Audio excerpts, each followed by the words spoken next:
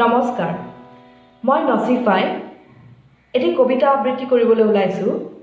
কবি মোৰ ভগ্নী সম গীতিকা চহৰীয়া।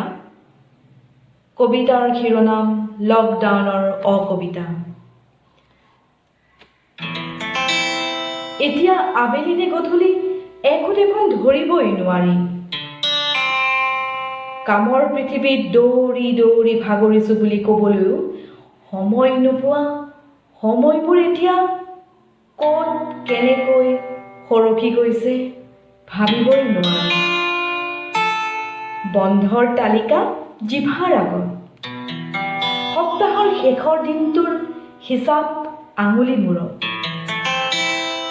আজি দেখোন সকলো খেলি মেলি। আজি সোমবাৰ নে দেওবাৰ ধৰিবই নোৱাৰি।